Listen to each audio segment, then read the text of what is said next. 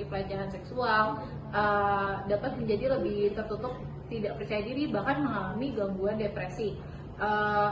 Lalu yang kedua, semakin kuatnya rasa solidaritas kelompok atau retak dan goyahnya suatu kelompok sosial. Misalnya, terdapat kelompok etnis yang cekcok, kelompok yang merasa menang ini dapat saling menguatnya rasa solidaritas, sementara kelompok yang kalah ini hubungannya menjadi retak hingga pecah. Lalu yang ketiga, timbulnya korban jiwa serta hancurnya harta benda, misalnya seperti konflik bersenjata antar negara secara tragis. Itu aja dari kelompok kita.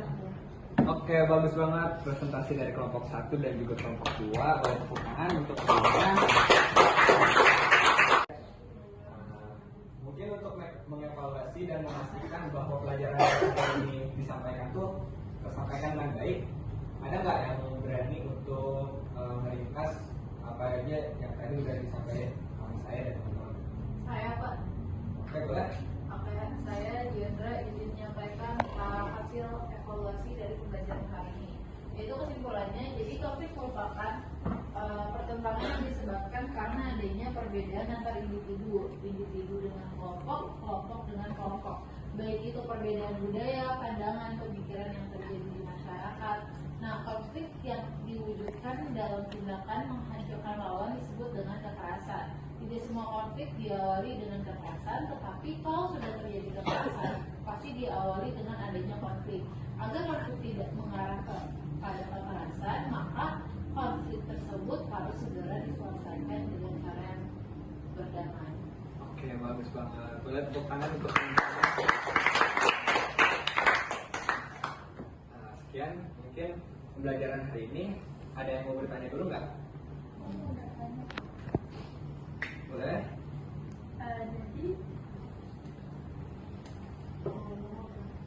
Jadi mau nanya, kalau cara menyelesaikan konflik hingga terjadinya perdamaian itu seperti apa ya? Nah, bagus, pertanyaan bagus ya. Jadi yang pertama itu ada konsiliasi, yaitu bentuk pengendalian konflik yang dilakukan melalui lembaga-lembaga yang memungkinkan diskusi dan pengambilan keputusan yang adil antara pihak-pihak yang bertikai.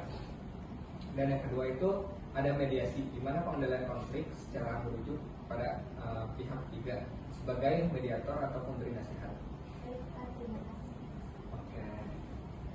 Ada lagi? Cukup, Pak.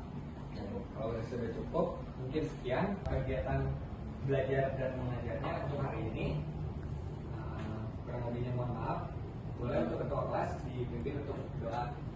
Sebelum pulang, alangkah baiknya kita berdoa untuk kita masing-masing, berdoa di persilakan.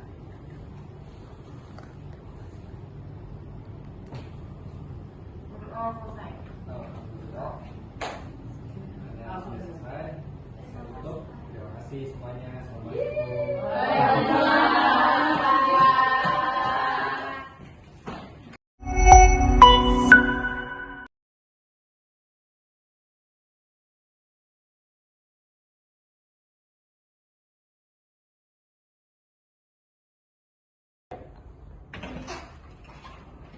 Assalamualaikum warahmatullahi wabarakatuh.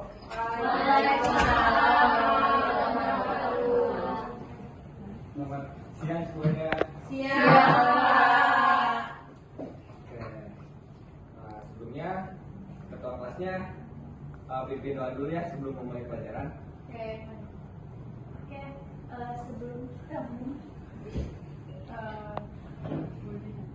sebelum kita memulai pembelajaran, alangkah baiknya kita berdoa untuk masing-masing, berdoa dan persilakan.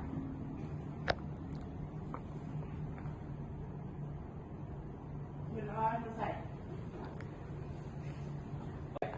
Oke, sebelum kita memulai pembelajaran, ada yang nggak hadir nggak hari ini? ada semua Pak. Ada Dimas. Oh, Dimas sakit. Berarti satu doang ya yang sakit ya? Iya, Pak. Selebihnya sehat ya? Sehat, alhamdulillah. Oke, ada yang tahu nggak materi yang akan dipelajari hari ini apa? Saya, Pak. Materi hari ini akan dipelajari itu tentang konflik sosial. Oke, benar banget. Nah, di sini ada yang tahu juga nggak konflik sosial itu seperti apa? Konflik yang terjadi dalam masyarakat gitu Kak. Oke, ada lagi nggak contoh lainnya? Betul, Percekcokan Kak. bisa. Boleh ada lagi? Perbedaan pendapat Pak. Ya, benar banget. Jadi di sini aktif-aktif ya mahasiswanya. Nah, materinya tuh, jadi kita akan mempelajari tentang konflik. Nah, yang pertama tuh konflik itu adalah sebuah sistem dan nilai karena di antara kelompok-kelompok sosial yang ada di masyarakat. Contohnya tuh kayak kelompok LGBT yang ada di luar negeri kayak gitu. Tentu saja itu berbeda pandangan dengan kultur yang ada di Indonesia. Gitu. Yang kedua tuh ada perbedaan pandangan antara dua atau lebih yang berkenan. Yang satu lagi ada pihak kontraknya. Misalnya contoh lain juga ada beberapa orang tua yang seringkaran, sedangkan juga ada orang yang selalu membebaskan anaknya. Nah itu tuh bisa menjadi konflik di dalam keluarga. Oke, selanjutnya tuh ada perselisihan paham yang menimbulkan emosi antara kedua belah pihak. Misalnya seperti si A sedang menjelaskan sesuatu ke si B, tapi mungkin si A ini lagi tidak fokus dan terjadilah kesalahpahaman yang menimbulkan perselisihan antara kedua belah pihak. Ada yang mau ditanyain nggak sebelumnya tentang materi ini? Udah paham semua? Paham. Oke, jadi kalau kalian sudah paham, kita bagi dua kelompok ya, kelompok 1 dan kelompok 2. Sebelah sini kelompok 1 dan sebelah sini kelompok 2. Kelompok 1 itu cari tentang penyebab kekerasan, dan kelompok kedua itu akibatnya dari adanya konflik dan kekerasan. Gitu.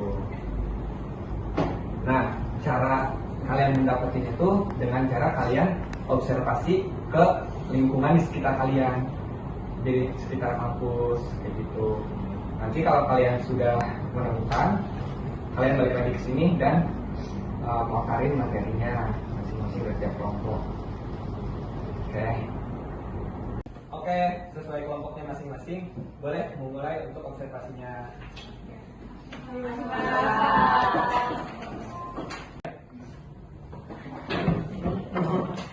Oke, gimana nih observasinya tadi?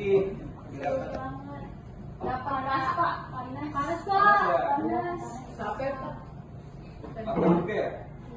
Nggak mau di sini istirahat kan Pak? Ya, di sini istirahat. Nah, tapi sebelum istirahat itu kita masih ada presentasi dulu apa yang hasil dari yang kalian dapetin tadi.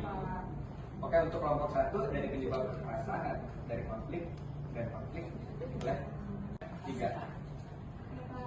Saya sih mau melakukan hasil observasi yang kelompok saya dapetin itu adalah penyebab kekerasan. Yang pertama, individu tidak dapat mengendalikan emosi dirinya, seperti seseorang yang terus menerima kritik dari atasannya, yang kemudian si karyawan ini menjadi frustasi dan marah hingga mengatakan kata-kata yang seharusnya tidak dikatakan. Yang kedua itu adanya permusuhan yang memancing permusuhan, seperti terdapat dua kelompok atau circle yang dimana ada anggota circle-nya ini yang punya masalah dengan circle lainnya, dan tentu saja teman. Yang ketiga, adanya prasangka buruk dari seseorang atau satu kelompok terhadap individu lainnya atau kelompok lainnya, seperti diskriminasi. Dan yang terakhir itu adanya keinginan manusia dalam mendapatkan prestasi, yaitu dia seperti terlalu memikirkan diri sendiri atau egois. Oke, bagus banget presentasi dari kelompok 1. Selanjutnya kelompok 2, boleh?